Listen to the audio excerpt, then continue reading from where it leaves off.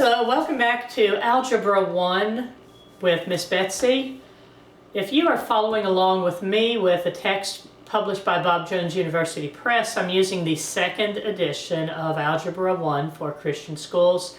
The third edition is not directly compatible as far as section numbers go, so you need to flip back and forth around it. You can still learn even if you don't have a text at all, because we're going to be dealing with adding and subtracting rational numbers in much the same way regardless of what your text is. So let's go ahead and pray, and then we'll get started with today's lesson. Father, I thank you that you love us. I thank you that you are with us, and I thank you that you give us the ability to understand a small amount of the world around us and the many various topics of education that you created. Father, help us to be attentive to our studies. In Jesus' name, amen. Okay, for our question for today, our riddle or lame joke, whatever it is, I wonder who can tell me where pencils go for vacation. This had to have been sent in by like a 2-year-old. Pencils go to Pennsylvania. And I'm recording these in Texas, but I was born and raised in Pennsylvania, so I thought that was quite an interesting lame joke there.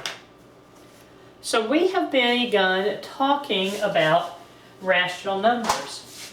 And you might think of rational numbers as simply being another name for fractions, but it's not exactly as straightforward as that. Fractions are rational numbers, but there are many other types of rational numbers. For example, let's say that we had a group of dogs. Okay, dogs encompasses a wide variety of animals. You can have labs, you can have retrievers, you can have poodles, which I don't understand. You can have poodles, you can have mutts. So, labs are dogs, retrievers are dogs. All of these individual ones here are types of dogs, but not all dogs are labs. There's only one particular type, well, one particular classification of dogs that are labs, and that would be the ones that are labs, black labs, golden labs, whatever the other varieties are. It's a similar setup with rational numbers. Now, if you remember your definition of rational numbers from our last video or two, it said that a rational number is something that can be written as a ratio of two integers. Looks like this in the form a over b, and b is different from 0. Rational numbers are written with the numerator and the denominator can't be equal to 0 because you can't divide by 0. We say in math vocabulary that division by 0 is undefined. So, it's true that fractions are rational numbers because obviously we've got numerators and denominators going on with fractions. But integers are also rational numbers. I should write integers. For example, -1 can be written as numerator over denominator by saying -1 divided by 1. Decimal numbers are also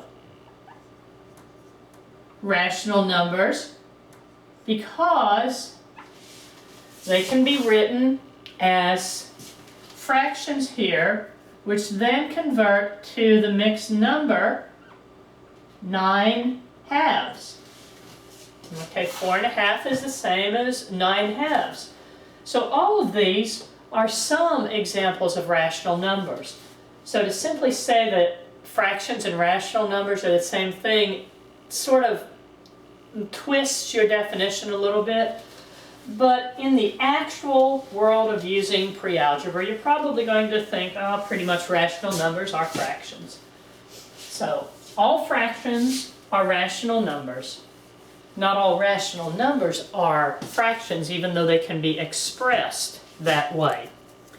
Now there's something that I want to bring in right now just as a definition. If we have the fraction 3/4, we turn that fraction on its head so it becomes 4/3. This is what we call the multiplicative inverse.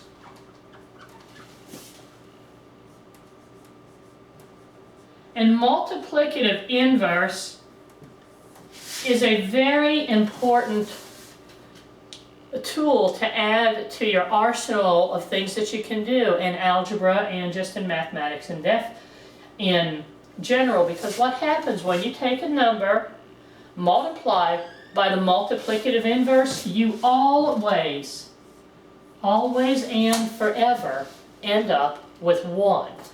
So really, really important concept for you to grasp that we'll be using. If you take a fraction, turn it a rational expression, turn it on its head, multiply the two together, you're always going to get 1.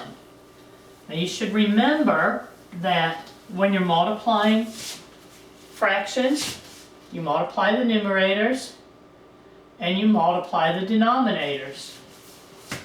You can cancel common factors. And what that means is if you have the same number in the numerator as you do in the denominator, you sort of crosshatch those out, because what is 4 divided by 4? 4 divided by 4 is 1.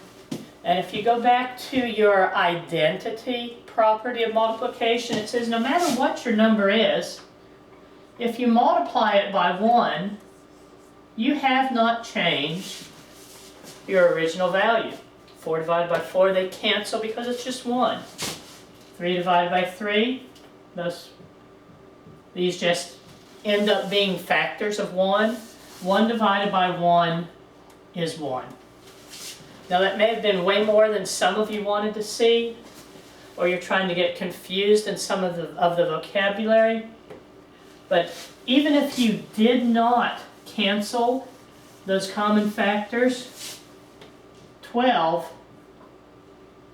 any number divided by itself, 12 divided by 12 is 1. A bazillion, which is not a real word, divided by a bazillion is equal to 1.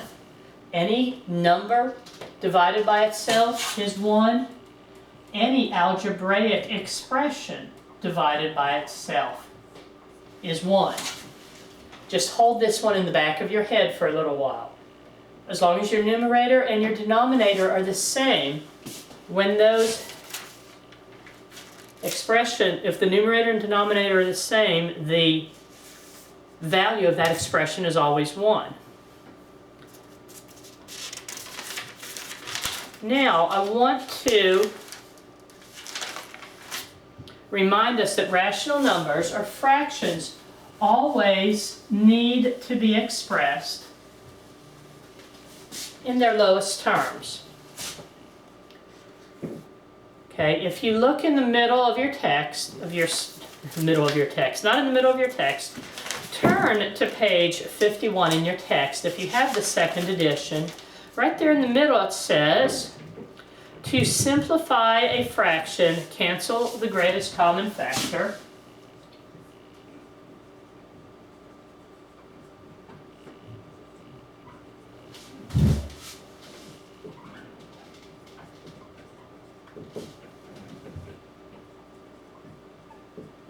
Cancel the greatest common factor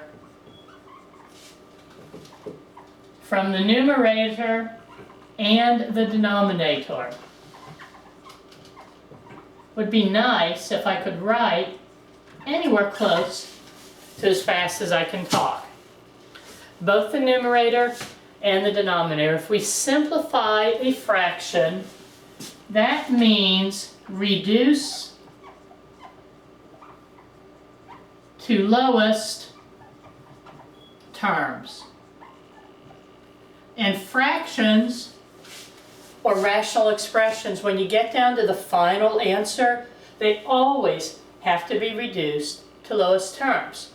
So, for example, we have 6 divided by 21. Now some of you can look at this and say, well, I've got a factor of 3 that I can cancel out of each one of these.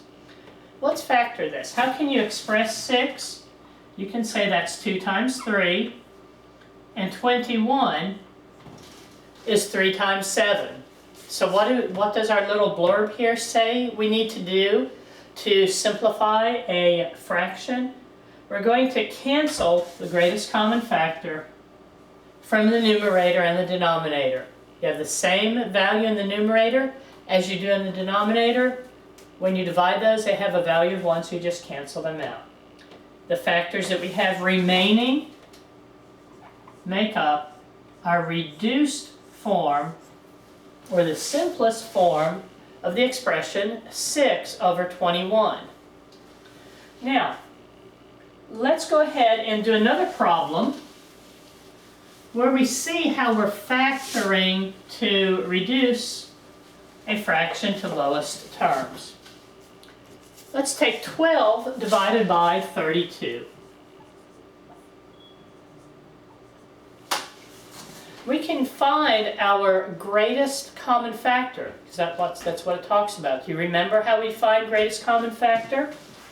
Well, if we want to find the greatest common factor of 12 and 32, first you have to prime factor 12. Take just a second, this one time only, to do a quick review of showing you prime factorization. We're breaking down our number into a product of factors that are only consisting of prime numbers. So 12 is 2 squared times 3, or 4 times 3 is 12. Now, 32, I think, is 2 to the 6th. No, it's 2 to the 5th. Let's look at this. 32. 4 times 8 is 32. 4 is 2 times 2. Those are primes, so we circle them. 8. 2 times 4. 4 is 2 times 2. So the only prime factor that's being, the only prime number that's being used as a factor here is 2, and it is being used as a factor 5 times. Now, we want to know what the greatest common factor is. This is how we find this, and you can go back to section 1.8 and 1.9 to review. The greatest common factor, you have to look for the prime numbers of the prime factorizations. Take the prime numbers that occur as factors in both of the numbers. 3 is a factor here, but it's not a factor here. So our prime factor of 2 is the only prime number that's going to be involved in factoring, only prime number that's going to be involved in coming up with greatest common factor. And we use the lowest exponent. So 2 squared is our greatest common factor, which of course is equal to 4. Now if we want to reduce this, we can go ahead and rewrite 12 over 32 with our greatest common factor, 4 times 12. 12 is equal to 4 times 3.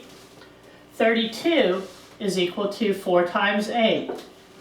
Now we have expressed the numerator and the denominator as a product of 2 factors each, and we have a common factor, that GCF, that we can cancel out, seeing that the only factors we have remaining in the numerator and the denominator are 3 and a 1, respectively. So now we've identified the greatest common factor. We have used that to factor 12 and to factor 32 so that we are able to cancel out common factors. And now we have the simplest form of this fraction. So that's what we're going to be doing. Let's say that we wanted to add or subtract rational numbers. And in this expression, this section, we're going to be specifically talking about adding or subtracting fractions. So what do you have to do? If you wanted to say 2/3 plus 1/6, is that going to be equal to 2 plus 1 over 3 plus 6 or 3/9? No, 3/9 is 1/3, and we already started with 2/3. So the rule for adding fractions, there's an old thing that's said in, I think Steve Demme and Matthew C. says to compare or combine, you have to be the same kind. You have to have a common denominator. You have to have the same denominator. Okay, and we're going to use the concept of a least common multiple to come up with a common denominator. But here, I'm expecting that everyone who's taking Algebra 1 can say that the common denominator here is going to be 6. 1/6 is already written. We're going to change 2/3 into a fraction over 6 by multiplying both the numerator and denominator by 2. 2 times 2 is 4. 3 times 2 is 6.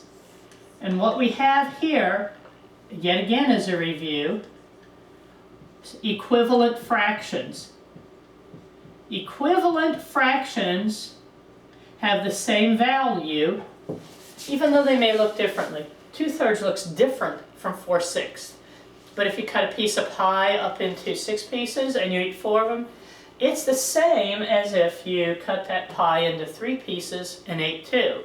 So like the blonde joke, she calls and asks for pizza, and the guy, she gets a small pizza, and the delivery guy says, would you like that cut into 2 pieces? Well, the order guy, would you like that cut into 2 pieces, or would you cut it into 4 pieces? And the blonde says, cut it into 2 pieces.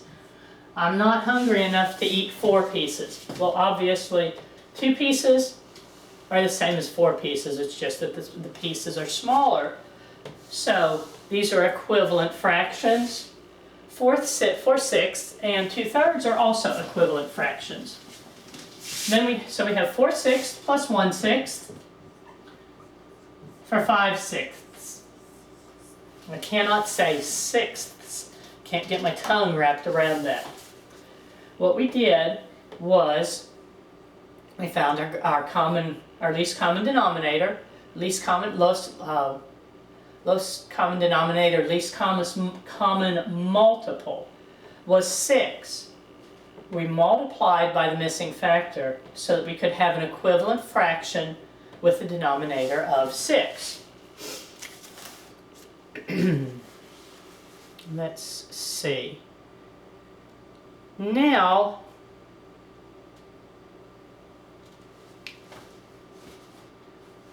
looking at my notes, deciding what I want to show you next.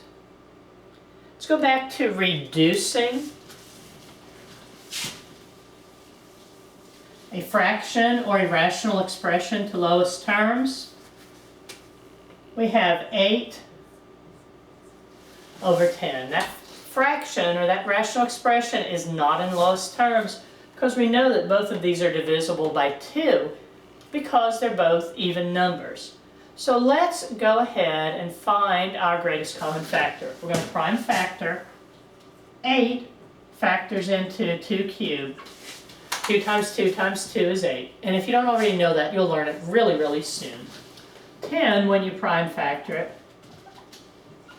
is not 2 times 10. Rather, it is 2 times 5. We're looking for the greatest common factor.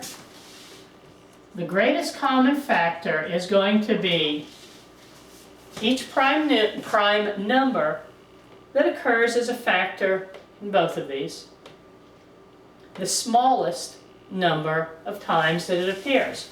Here we have one factor of 2 with 8.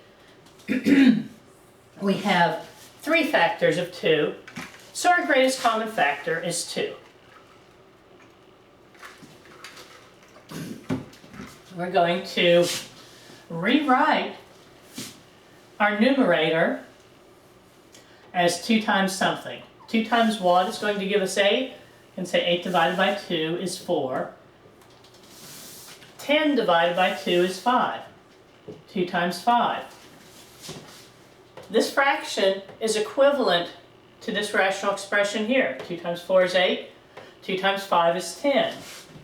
You cancel the common factor, and you now have this fraction expressed in lowest terms.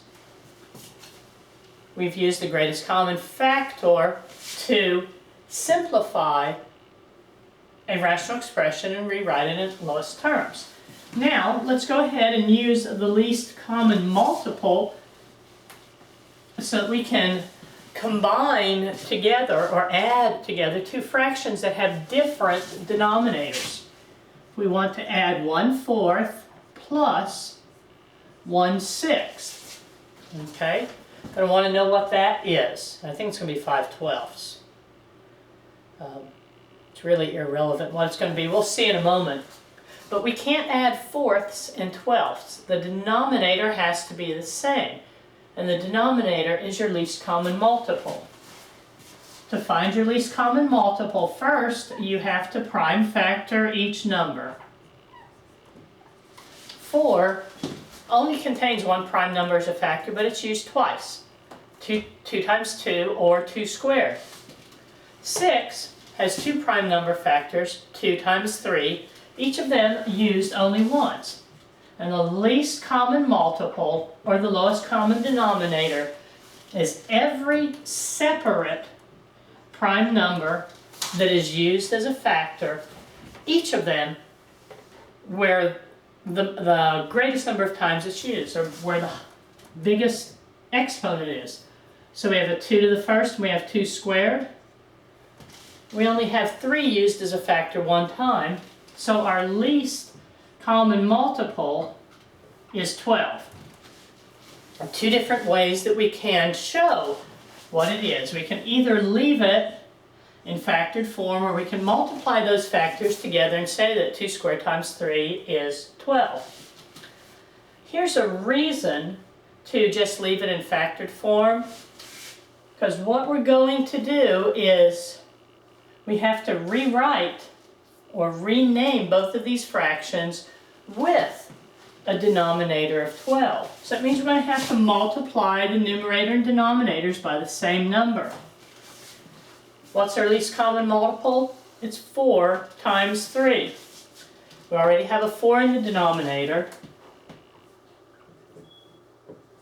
Now we have in our denominator the least common multiple, 4 times 3. Because we have a 3 in the denominator, we have to have that 3 in the numerator. It's because our multiplication property of equality tells us that if we multiply something by 1, the value doesn't change. If you take one number and divide it by itself, or in other words, if you have the numerator and the denominator the same that we have here, that's just another way of writing 1. So we're allowed to do this because of the multiplicative identity property. And I have to tell you that as a math teacher, you don't have to be able to spit that back to me. We now have a denominator of 12 with the first fraction. And what are we going to multiply 1/6 by to get a 12 in the denominator? Well, obviously 2. But let's go over and look here at the LCM. There's 3. 6 is equal to 2 times 3. But the LCM requires 2 of those factors of 2. So if you didn't know that 2 times 6 was 12, you could still look over here at the least common multiple and say, oh hey, I am missing a factor of 2. Multiply numerators to get 3, multiply denominators to get 12. You now have 3/12 plus 1 times 2 is 2, 6 times 2 is 12. We now have the same kind, or we have a common denominator. And our rules for adding or subtracting rational numbers say that if the denominators are the same, you simply add the numerators. And that's what you do to step through calculating the fact that 1/4 plus 1/6 is equal to 5/12. Now this leads us into something that's really, really important. I think that you will be understanding the truth of the fact that you use this principle, but you have to be able to tell me what this principle is. This is a piece of vocabulary you simply have to have. It's called the fundamental principle of fractions. The fundamental principle of fractions. Fundamental, it's very basic to working with fractions.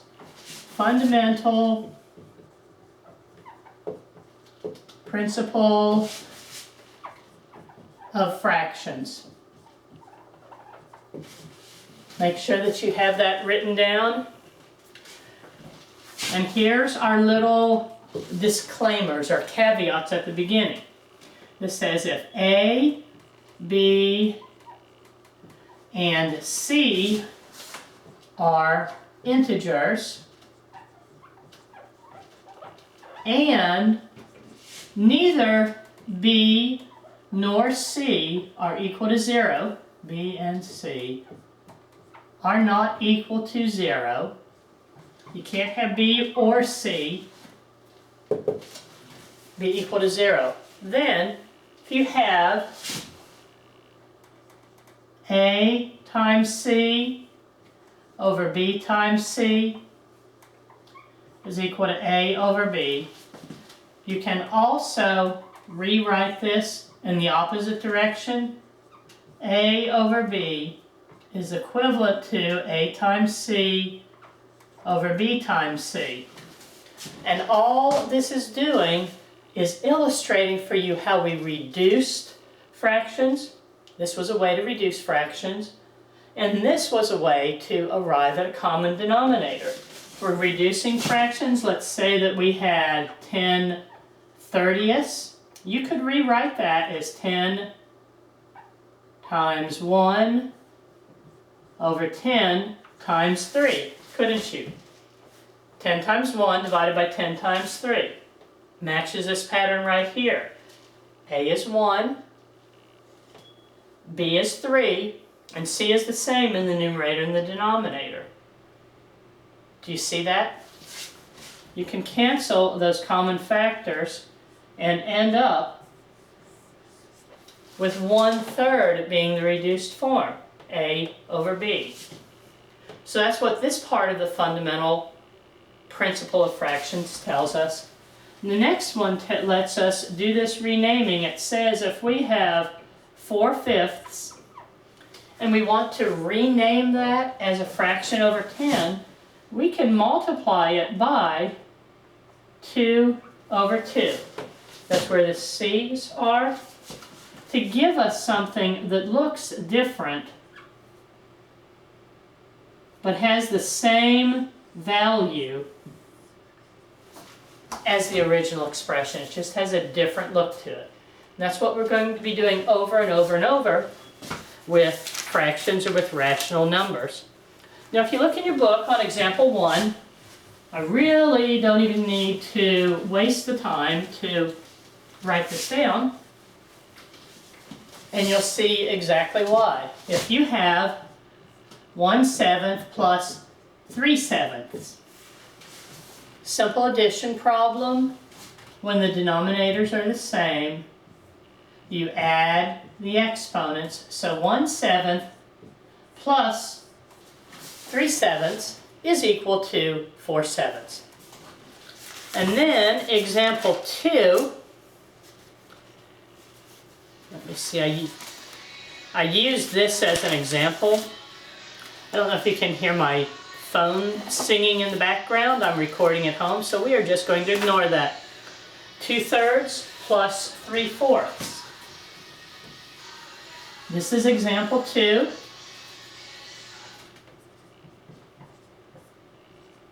Two-thirds plus 3/4. This is different than our first problem. We can't simply add them in the form that they're in right now because we have different denominators. How are we going to find a common denominator? The lowest common denominator is the same as the least common multiple, So you prime factor both numbers. Really hard to prime factor 3, isn't it? It's just 3. And 4 is 2, used as a factor twice. Do you remember how you find your least common multiple? Your least common multiple is each factor, each prime number that's used as a factor, the greatest number of times it's used as a factor anywhere, which is 2 squared times 3. What's missing in 2/3? The 2 squared, so we're going to multiply 2/3 times 4 over 4. We're going to multiply 3/4 by 3 over 3 because we need to have our common denominator of 12. 2 times 4 is 8 over 12 plus 6, is that right? Plus 6 over 12. Nope, what did I do? I added. 3 plus 3 is 6. 3 times 3 is 9. That ends up with 17/12. And that is truly all the further that I wish you to take the problem. While you could write this as a mixed number, yes, it is equal to 1 and 5/12. It's going to be much easier for you to work in algebra if you keep this in a rational number form. This is an improper fraction, but it's perfectly legitimate rational number.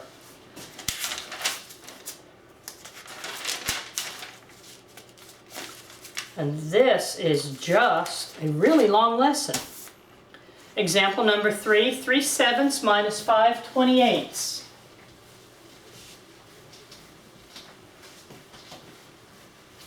Took me a long time to prep for it, equally long time to teach it. Make sure you take plenty of time doing your homework.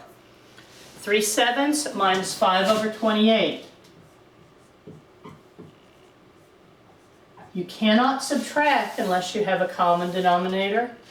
And if you're not aware that the common denominator here is going to be 28, then you can use the method of calculating the common denominator. It's not what this lesson is about. So 3/7 times 4 over 4 minus 5/28. We now have 12/28 minus 5/28. That gives us 7/28 as our solution. Is that what our answer is? Nope. Because we have this needs to be reduced to lowest terms. Let's continue the problem over here. We can write that as 7 over 7 times 1 over 4 times 7. You now have a common factor of 7 that cancels, showing our reduced form of this rational number as 1/4. Example number 4, 3/32 minus 5/8.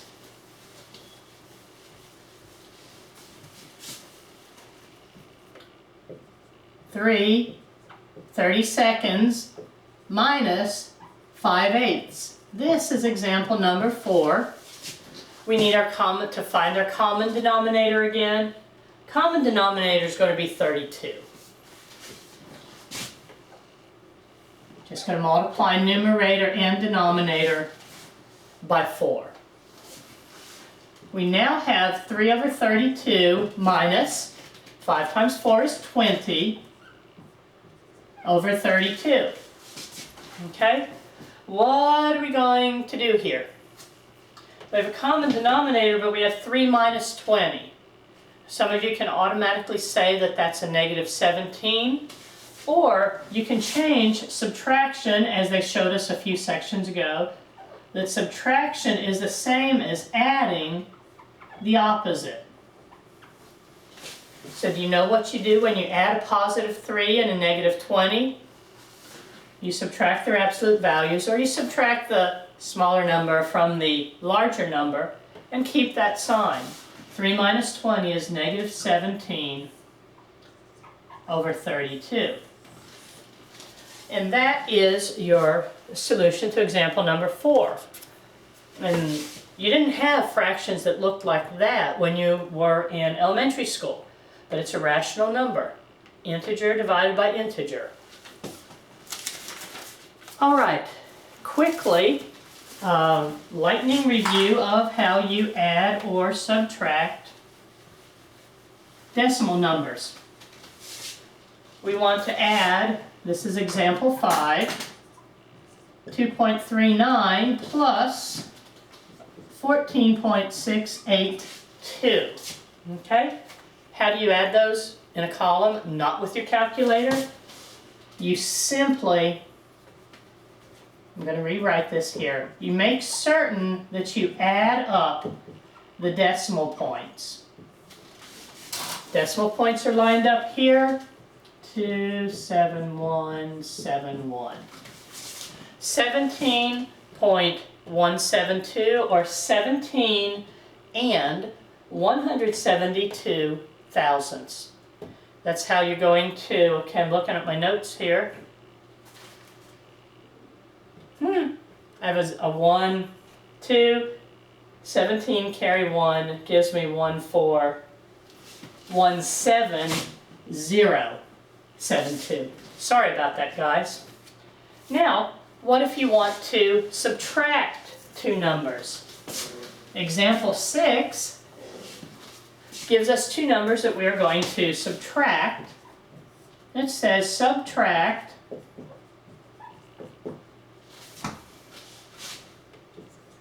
39.27 minus 112.6.